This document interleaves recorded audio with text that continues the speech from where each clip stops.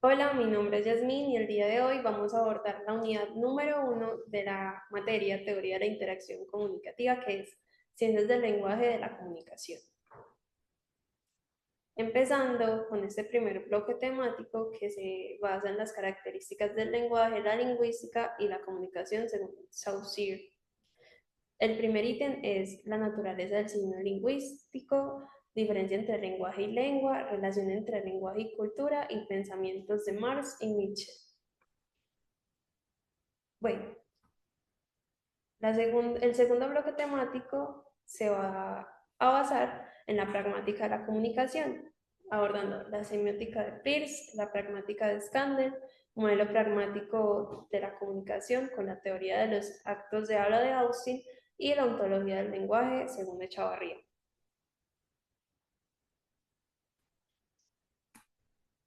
Nuestro primer bloque temático abarca como primer ítem la naturaleza del signo lingüístico.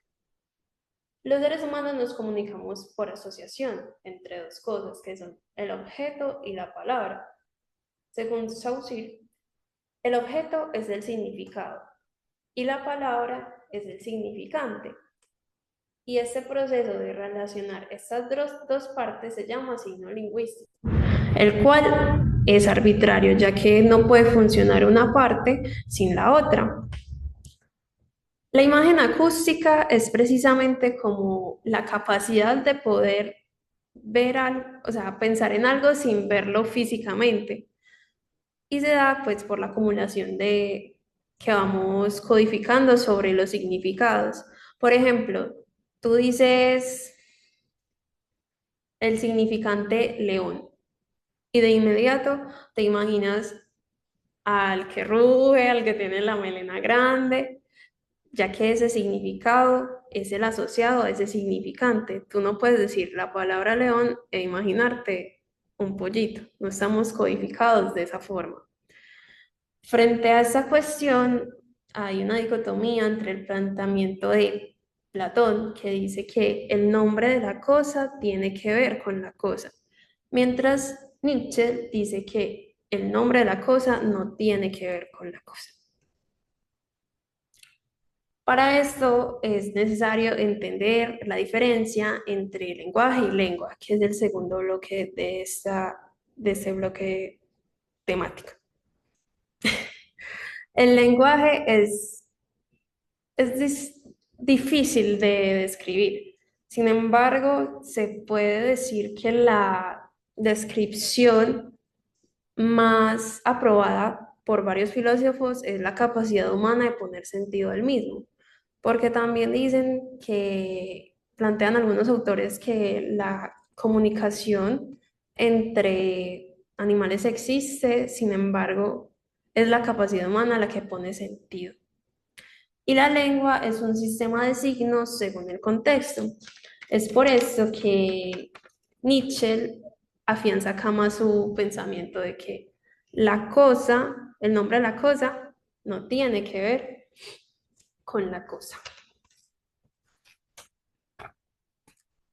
El tercer ítem de esta unidad temática es relación entre el lenguaje y la cultura.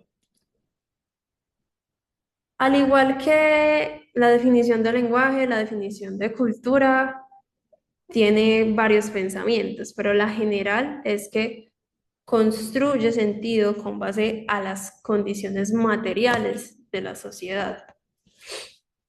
Y la relación que establece con el lenguaje es el régimen de saber, saber qué decir dependiendo el contexto en el cual uno se encuentre.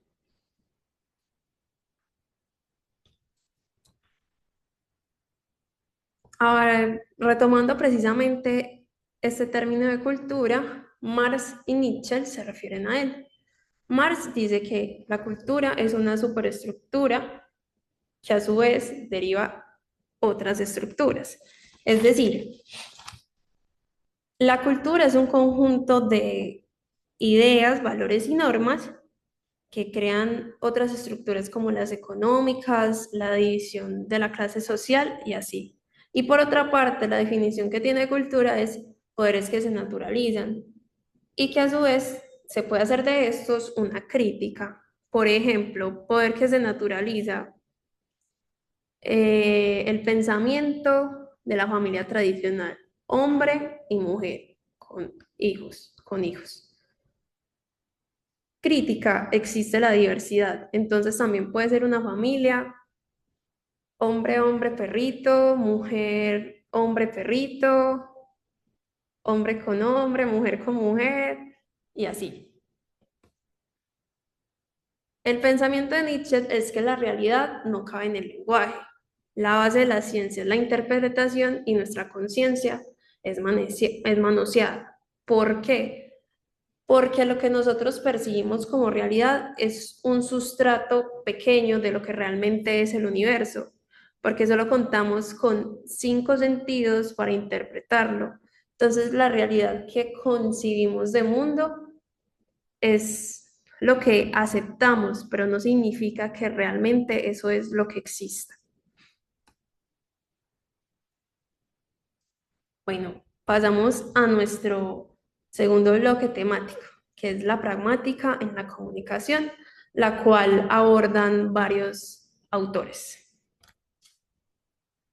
Primero, la semiótica de Peirce, que dice que es general, triádica y pragmática. Es general porque considera la experiencia emocional, práctica e intelectual. Triádica porque consiste en 3 categorías: primeridad, objeto; segundidad, signo; y terceridad, intérprete. Un ejemplo para esto sería un dolor, que es la primeridad, es el objeto, sentir un dolor. La segundidad, que sería el signo, sería dolor de qué? Dolor en la parte inferior derecha del vientre. La terceridad sería consultar al doctor y que me detecten que lo que tengo es un mioma, un quiste, ¿sí? Y es un bucle sin fin, es repetitivo. Esto se llama proceso de significación, que a su vez es semiosis, que incluye la pragmática, la semántica y la sintaxis. Precisamente la pragmática, según lo aborda Scandel, es el estudio de los factores extralingüísticos, es decir, abarca todo aquello que quizás no le puede dar solución la gramática, como es el significado no convencional. ¿Qué es el significado no convencional? No tomar simplemente el significado literal de las palabras. Por ejemplo, si yo digo gato, según nuestra codificación, entendemos por gato a un animal. Pero si yo digo, ese gato me robó el celular en el centro, según el contexto específico, entendemos que gato no nos está refiriendo al animal. Sintaxis y contexto, y es precisamente que según mi intención comunicativa, lo que yo quiera transmitir, organizo las palabras según la importancia que yo le quiero dar a cierta parte del discurso, teniendo en cuenta, obviamente, el contexto. La referencia y la deixis.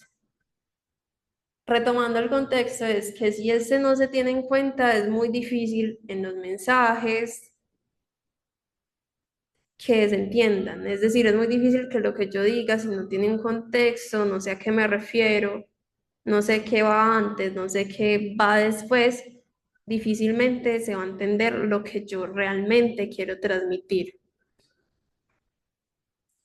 El tercer punto de este bloque temático son la teoría de los actos de habla por Austin. Estos son la unidad básica del lenguaje y ratifican que el lenguaje no es fijo, a pesar de conservar su sentido sintáctico. ¿Quién habla? ¿Qué se dice y en qué contexto se dice? Sin esta relación triádica no hay lenguaje. El acto de habla tiene a su vez 3 partes. El acto de habla locutivo, que es el mensaje tal cual lo que se dice.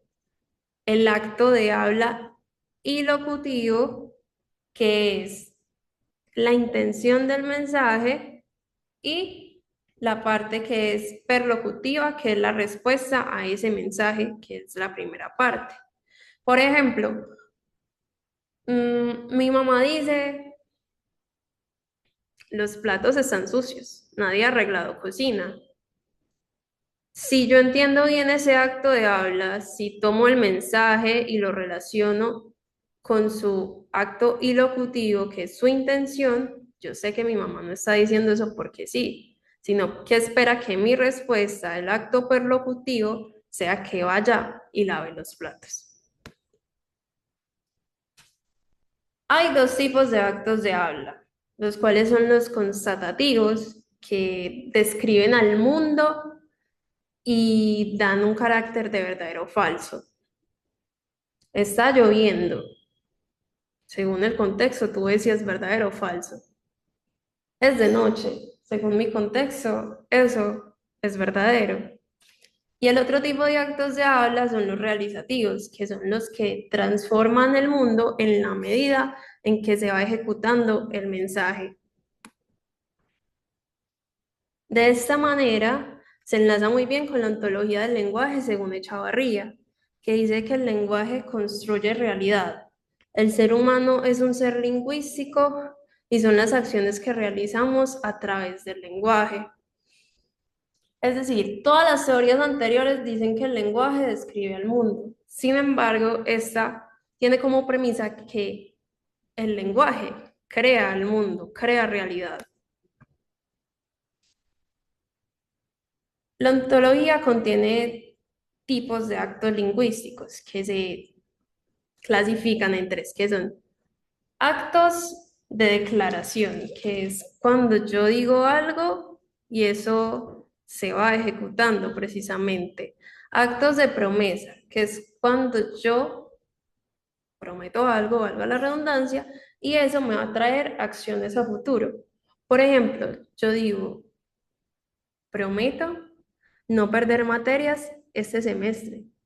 Acto seguido, debo de hacer actos, valga la redundancia, para que eso no pase y cumplir mi promesa y a final de semestre no estar colgada. El acto de pedido es el siguiente y es cuando tú haces una petición. Yo le digo a la Universidad de AFID que por favor me dé un certificado de estudio. ¿Cuál es la acción a futuro? ¿Qué acción hace el lenguaje? Que me respondan y que me den el certificado que les estoy pidiendo. El lenguaje en parte tiene explicación biológica, como lo mencionaba anteriormente, nuestros sentidos son los que nos ayudan a percibir e interpretar el mundo. No obstante, no es suficiente, ya que también es un fenómeno social. Entonces, como es un fenómeno social, también cabe hacer la comparación entre lenguaje e individuo. La verdad, el lenguaje contiene al individuo, ya que los dos son relatos. ¿Relatos de qué? De todo lo que nos antecedió. Nosotros somos relato de nuestro contexto, de lo que antecedió nuestro contexto, que fueron nuestros ancestros y nuestras ancestras. Pero a todas estas, entonces, ¿qué es el lenguaje? Es la pregunta que yo quiero dejar. Como lo hemos podido observar, hay muchas teorías frente a esto y algo que consideramos tan cotidiano en realidad contiene mucho dentro de sí. Bueno, esto fue todo por hoy. Muchas gracias y hasta la próxima.